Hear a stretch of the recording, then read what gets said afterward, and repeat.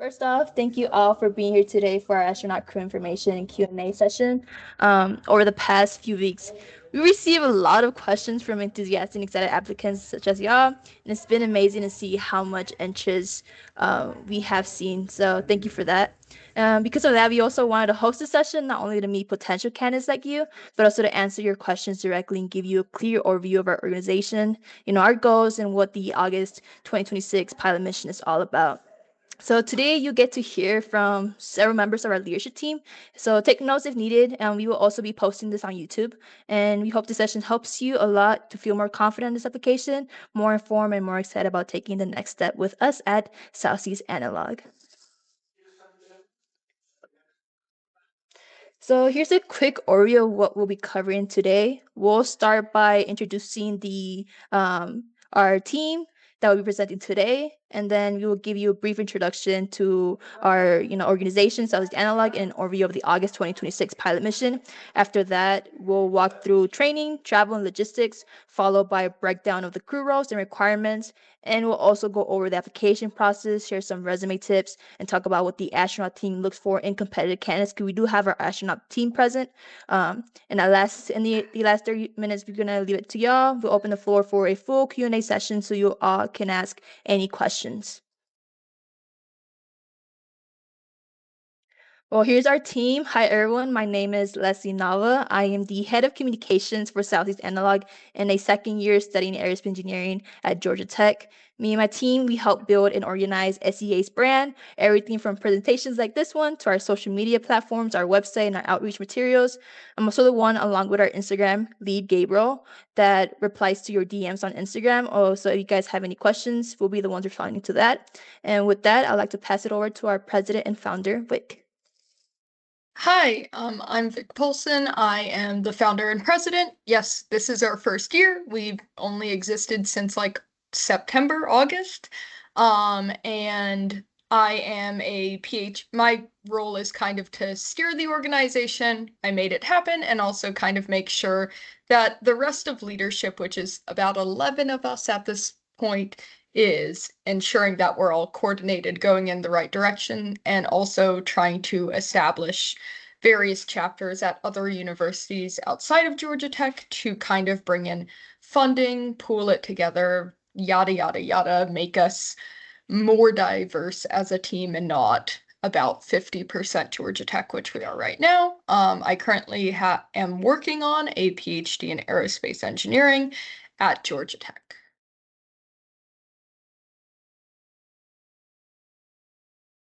Hey everyone, I'm Niharika. I am the head of the Astronaut Training and Selection Committee. So most of you applicants are going to be dealing with me primarily. I'm a second year grad student at Georgia Tech studying electrical and aerospace engineering. And I am looking forward to meeting all of you and talking to you guys and looking at your applications.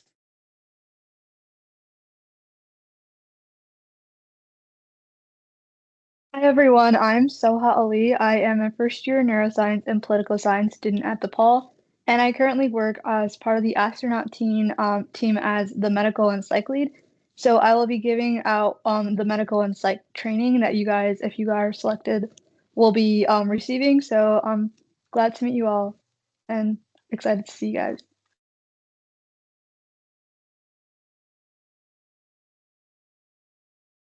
Okay, so our organization, you might have just seen this in an Instagram story and be like, what is this organization?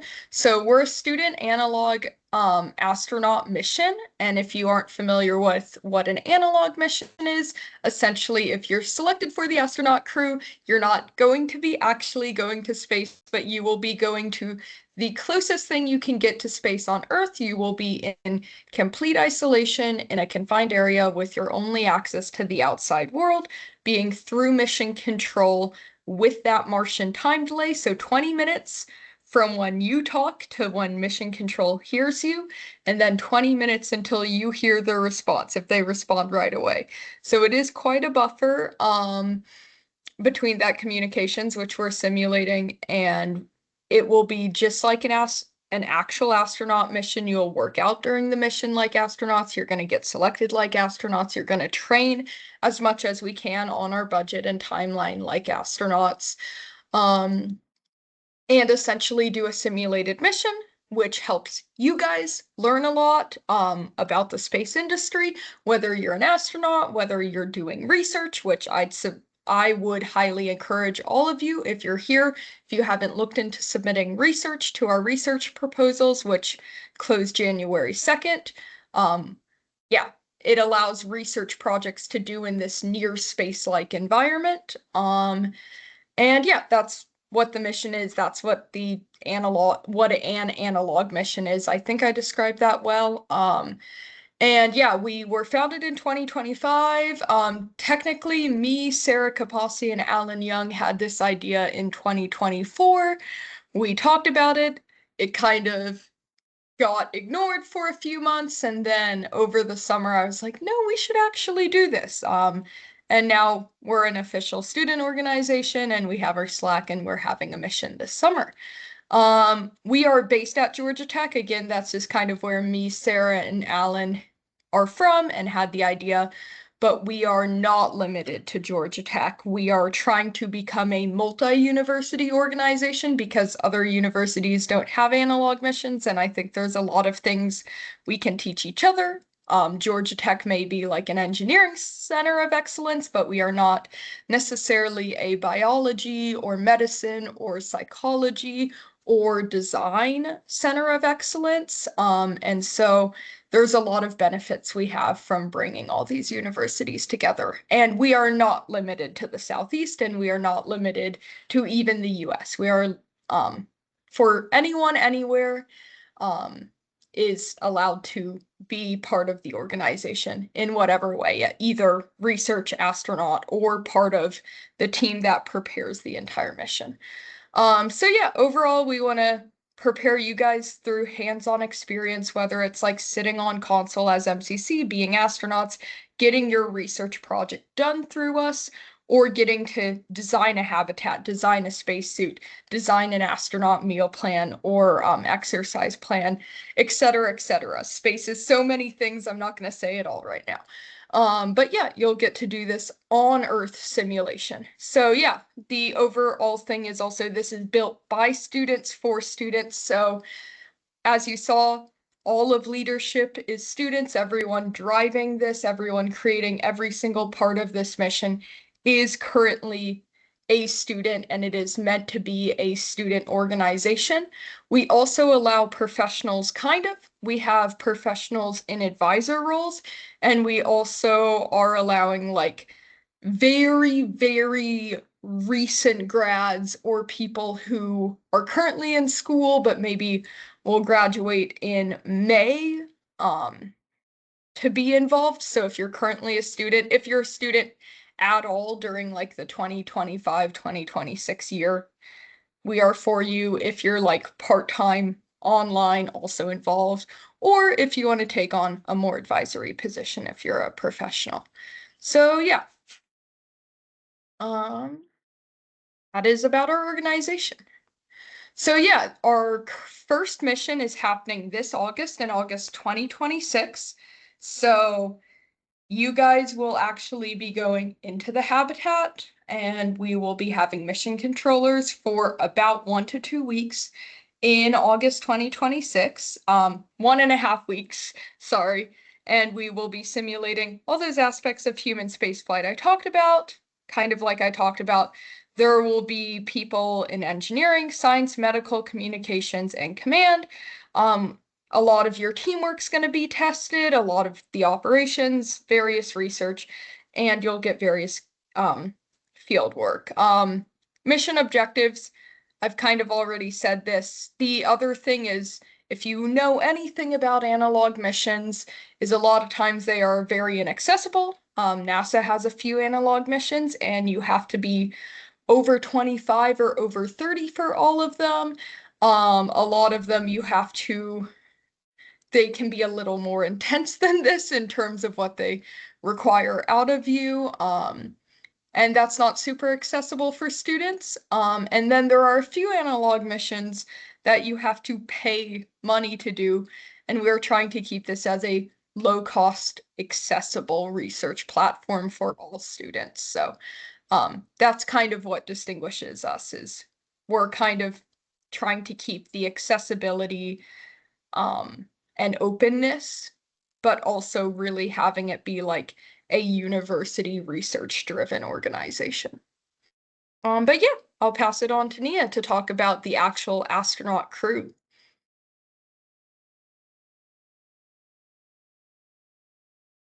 Okay, so the main part that you guys are probably all here for is learning about, the logistics of training and selection and everything that's expected of you if you guys are selected. So for training, there are going to be about 3 to 5 weekends of mandatory training. So we're going to be as accommodating as we can be for people who may not be in the Georgia Tech area. So a lot of the trainings will have remote aspects. So these training disciplines, we're going to have all of our trainings be recorded. All the lessons, we're going to have all the slides available for people to access, and all the sort of hands-on stuff. Everything's going to be recorded and posted. However, there are a couple weekends of mandatory training that crew members will have to physically be here for. So you guys as candidates are responsible for the flight costs, but we will assist you guys with as much with the training and the planning and coordination of this, like, travel to Georgia Tech. And those who are selected or who are going to be selected as applicants or as candidates must sign an agreement confirming that you guys can actually attend those 3 to 5 long weekends. We will have the schedule and everything sorted out before you guys have to sign that agreement. So you guys will be well aware of the commitment and the requirements before you guys are required to sign. Yeah, and we will also be providing a detailed packing list and gear requirements that you either have to, hopefully you will not have to buy a lot of requirements of equipment. We will have pretty much everything that you guys need here. But things that you may need to bring along with you, we will make sure that you guys will have a detailed list of everything to bring and everything that's expected. So for the mission costs and logistics of that, all mission related costs will be covered. So meals during the 1.5 week mission, housing, as the site will be, housing will be at the mission site. We are finalizing that contract, so we will be updating you guys as soon as that is done. Like I said, the meals we provided by the astronaut team and the research team will be creating a diet plan based on crew member needs and research needs, any specific type of food that you guys have to eat, things like that. So those will all be covered by us. Any meals that are not included in the mission plan, candidates will be responsible for. And then training gear, so our flight suits, any research equipment that we have, any EVA suits, everything that you guys will need during the mission will be covered by us. The only cost that you guys as crew members and applicants will be having is flight to the mission location. So wherever our mission site will be, we will let you guys know, and you guys are only responsible for your flight to the mission location. So the crew roles, we are aiming for a crew of about 8 members. There are obviously only 5 really crew roles, so we're going to have a primary and secondary for some of the ones that require 2 people. So that way there's more of a even like split of responsibility, and it's not overloading just one person. So the first person is going to be the crew commander. So this is the person who is the leader of the entire crew. They're in charge of making the decisions, all the like overarching crew decisions of the mission, making sure that everyone stays on schedule with the research, with the documentation, with the just a schedule that's been laid out by mission control and the astronaut team. So really, and they're going to be the first point of contact from mission control for majority of issues and majority of anything that arises. The crew commander is the main person to contact. The crew communications officer is in charge of taking care of all of the communications. So sort of relaying anything from MCC as well to the rest of the crew. Any issues that aren't like in the crew commander doesn't need to be dealing with, the crew communications officer is going to be the main point of contact for all normal communications between MCC and the crew. And they're also in charge of making sure that all the crew is keeping their logs and their documentation, everything up to date. So while the crew commander is just making sure that everyone is like staying on schedule, the communications officer's specific role is to make sure that documentation is up to date. So that includes like research reports, everything has been, submitted for daily briefs, daily mission reports, everything like that. And then logging communications between MCC and the crew. The crew medical officer is going to be the person in charge of just the health of the crew. So they should be a person who has ample first aid experience. We will be providing first aid experience or first aid training, pretty basic stuff, but that all crew members should know. But the crew medical officer will be in charge of maintaining the overall safety and health of the crew. So helping out with like if any injuries occur, minor injuries, making sure that the crew medical officer helps render first aid and also logs any issues that happen, any health issues, anything that the crew faces, safety or health wise. The crew medical officer is in charge of documenting that, helping out with stress management and just overall crew safety. They're also going to be helping out with any sort of biometric data logging that has to be done during the mission. So helping out with like the blood pressure like measurements, blood ox measurements, anything that requires some sort of medical device. The crew medical officer will be helping out with that as well. The crew engineer is sort of a catch-all, which we will probably have two members with that title. They're basically in charge of maintaining the entire, sort of maintaining the habitat. We're looking for people who have experience working with like troubleshooting physical issues as well as technical like IT issues, because comms delays and issues with comms is pretty common. And so figuring out how to quickly address those issues and troubleshoot them is going to be very important.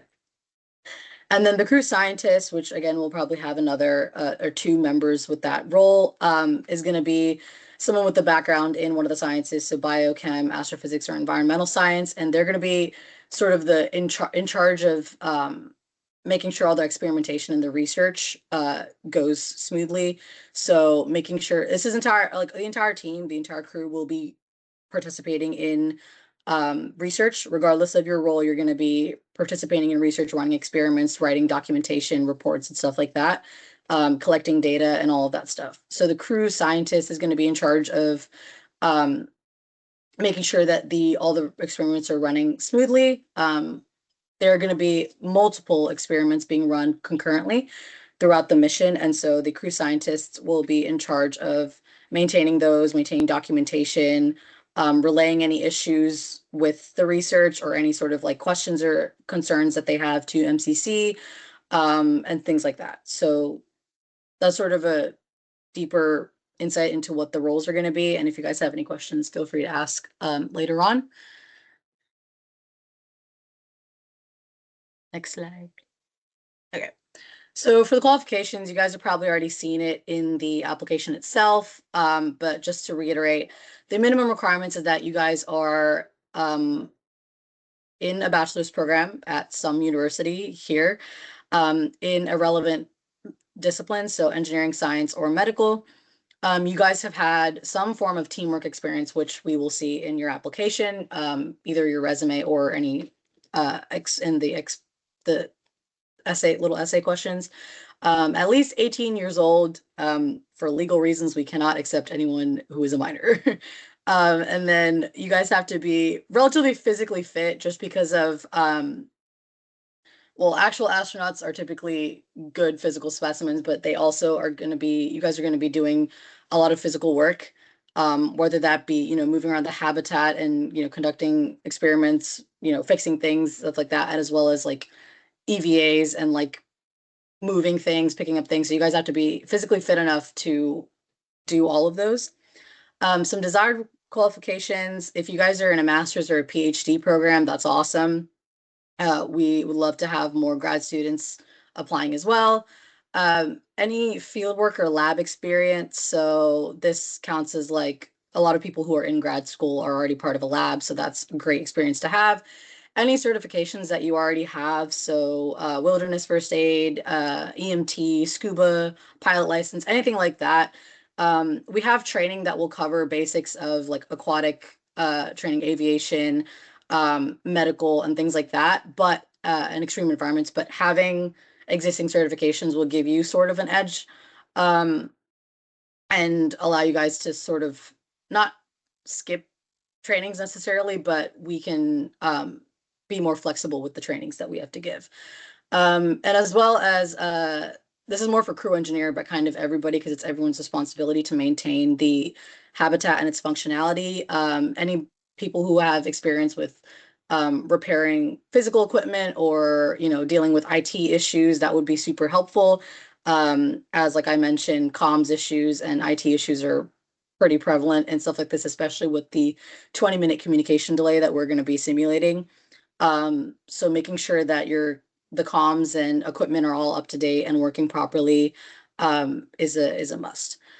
And psychological traits, analog missions are very psychologically intensive, as are regular astronaut missions. You guys are going to be in a crew of 8, secluded in the mission area for a week and a half. So teamwork is a must. You have to be able to adapt and work well with others. Adaptability, like I said, there's going to be a lot of stuff coming at you.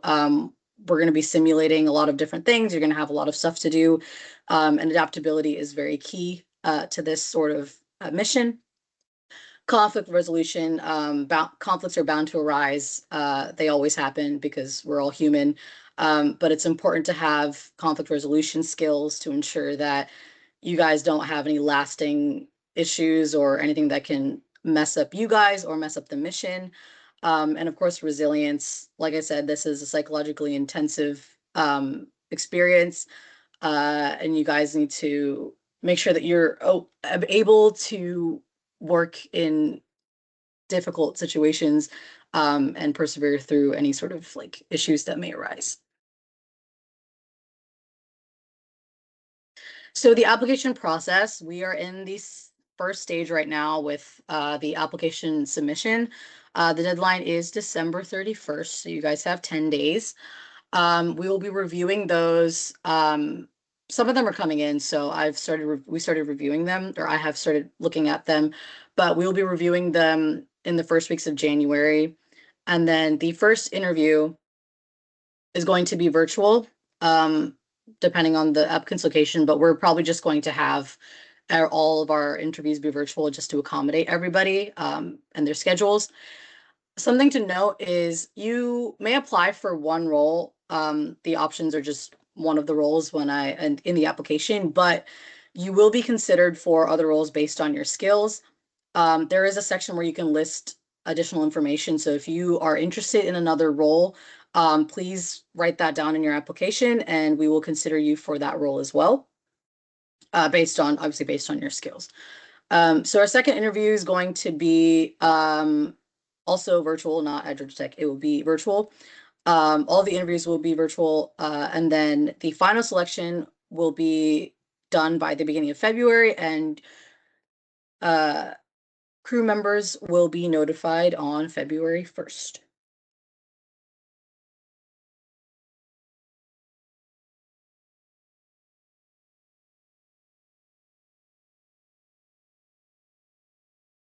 So for the resume part of the application, just some tips that we have for you guys so that it's easy for us to see what you guys have done. And you guys can show us exactly what you've what you're capable of. So yeah, your resume should tell a story of impact, teamwork, and adaptability. So use the STAR method when you guys talk about your impact. So the situation, the task that you accomplished, the action that you did, and what was the result. So what was changed because of you. And that's an example. So like someone led a 5-person team to redesign a rover power module, increase the efficiency by 38%, and then reduce the system overheating incidents by 47%. So that shows clearly what you did, how you impacted the situation. For behavioral and technical strengths, behavioral is obviously very key. Like I said, teamwork, collaboration, and this sort of like mental and like soft skills are very important for this application. So highlight any teamwork or leadership roles that you've had. So group projects, leadership, any sort of like clubs or things that you've led or been a part of.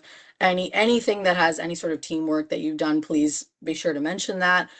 Technical experience, a lot of people in engineering and science have done a lot of projects, maybe capstone, some sort of stuff like that. Maybe internships, if you've had internships, definitely detail that. Field work, any lab experience. Do you have any certifications besides like, the scuba stuff? You have any like software certifications, hardware, anything like that? Any tools that you are good at, you're good at using, any software, equipment that you've mastered, literally any sort of experience that is technical and you think that would be an asset to you as a crew member, please be sure to mention that. For the format, try to keep it as clean and professional as you can.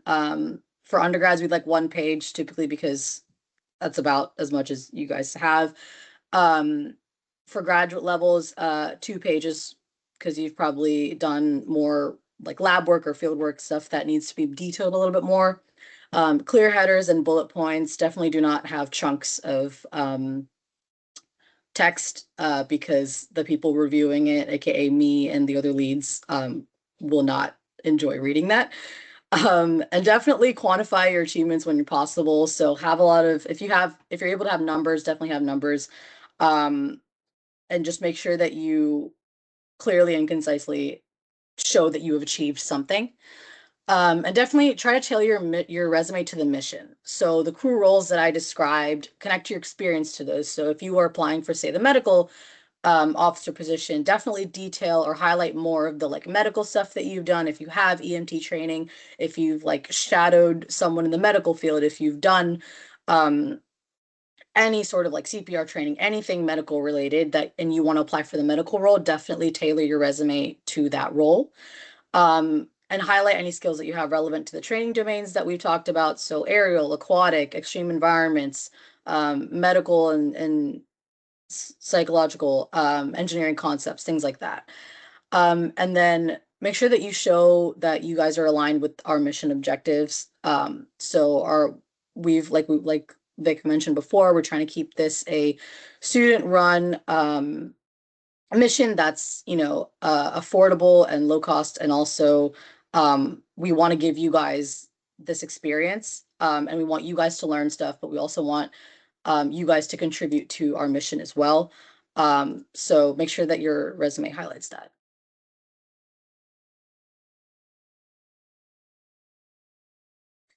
So yeah, just again, what we're looking for, the astronaut team is looking for. First thing is curiosity and initiative. I would assume we're all giant space nerds, otherwise you guys wouldn't be here. So making sure that you guys show that curiosity and that drive to learn more about space and sort of analog astronaut missions. Like I said, teamwork is a big must. Communication is a big must, both with the team and with mission control. Adaptability under pressure, like I said, you're going to have a lot of random stuff happening. Things will definitely go wrong. They always go wrong. So making sure that you guys stay calm under pressure and adapt quickly to any issues that may arise.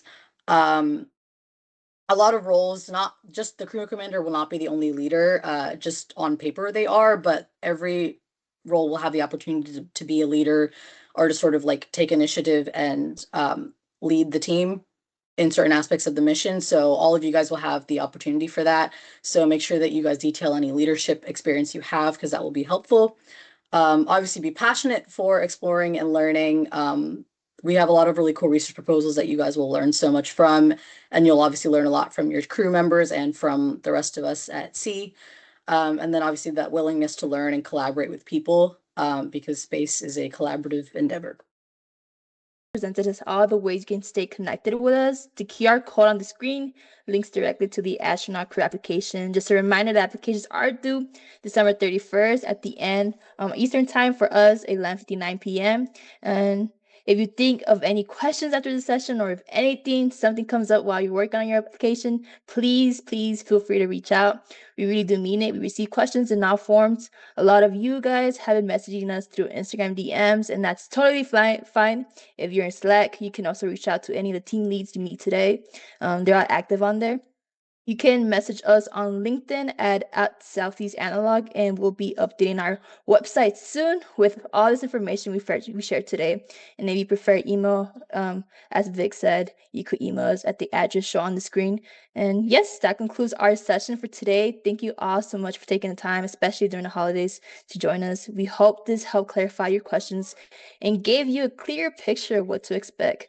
Remember, your journey to exploration starts here with SEA, so don't forget to submit that application. We genuinely can't wait to read them and start building this mission together.